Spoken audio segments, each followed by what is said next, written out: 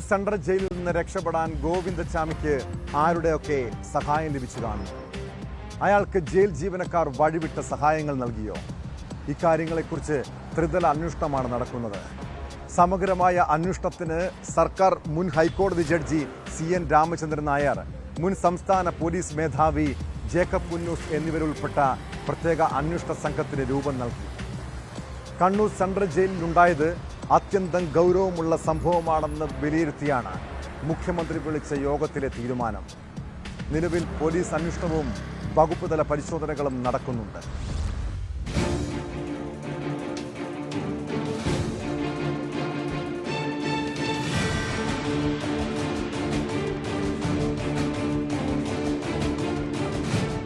ഗോവിന്ദച്ചാമിയുടെ jail ചാട്ടത്തിൽ ത്രിതല അന്വേഷണമാണ് നടക്കുക. പോലീസ് അന്വേഷണത്തിനും വകുപ്പുതല അന്വേഷണത്തിനും പുറമെയാണ് പ്രത്യേക സംഘം. 3 മാസത്തിനകം സംസ്ഥാനത്തെ പ്രധാനപ്പെട്ട 4 ജയിലുകളിലും വൈദ്യുതി ഫെൻസിംഗ് പൂർണ്ണതോതിൽ പ്രവർത്തനക്ഷമമാക്കും. സൂക്ഷ്മതലത്തിൽ ദൃശ്യങ്ങൾ പകർത്താൻ കഴിയുന്ന ഇന്റലിജന്റ് CCTV 4 പ്രധാന ജയിലുകളിൽ സ്ഥാപിക്കും. ഒരിടത്ത് 5 വർഷം പൂർത്തിയാക്കിയ ജീവനക്കാരെ മറ്റിടങ്ങളിലേക്ക് മാറ്റും. ജയിലിനകത്ത് ഇന്റലിജൻസ് പ്രവർത്തനങ്ങൾ ശക്തിപ്പെടുത്തും. ശിക്ഷിക്കപ്പെട്ട കൊടും ക്രിമിനലുകൾക്ക് അന്തർ സംസ്ഥാന ജയിൽ മാറ്റം ആലോചിക്കുമെന്നും സർക്കാർ വ്യക്തമാക്കി. മുഖ്യമന്ത്രിയുടെ നേതൃത്വത്തിൽ ചേർന്ന ഉന്നതതല യോഗമാണ് മുൻ ഹൈക്കോടതി ജഡ്ജി CN രാമചന്ദ്രൻ നായർ, മുൻ സംസ്ഥാന പോലീസ് മേധാവി ജേക്കബ് പുന്നൂസ് എന്നിവർ ഉൾപ്പെട്ട പ്രത്യേക അന്വേഷണ സംഘത്തിന് രൂപം നൽകിയത്. ജയിലുകളിലെ വീഡിയോ കോൺഫറൻസിംഗ് സംവിധാനം ശക്തിപ്പെടുത്താനും പുതിയ ഒരു സെൻട്രൽ ജയിൽ ആരംഭിക്കാനും യോഗം തീരുമാനിച്ചു.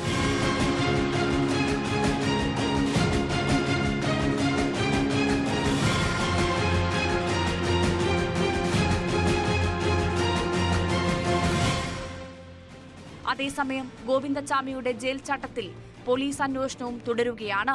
കണ്ണൂർ ടൗൺ SHO ശ്രീജിത്ത് കൊടേരിയുടെ നേതൃത്വത്തിലുള്ള സംഘം ജയിലിലെത്തി മഹസർ തയ്യാറാക്കി. കൂടുതൽ തെളിവുകളും ശേഖരിച്ചു. ചോദ്യം ചെയ്യലിൽ ഗോവിന്ദച്ചാമി പറഞ്ഞ കാര്യങ്ങൾ പൂർണ്ണമായും പോലീസ് വിശ്വാസത്തിലെടുത്തിട്ടില്ല. ജയിൽ വകുപ്പ് നടത്തുന്ന അന്വേഷണവും പുരോഗമിക്കുകയാണ്.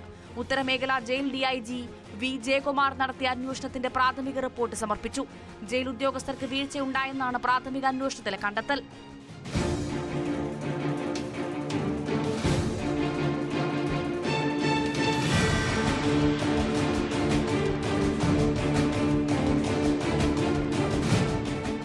News 18 കണ്ണൂർ, തിരുവനന്തപുരം.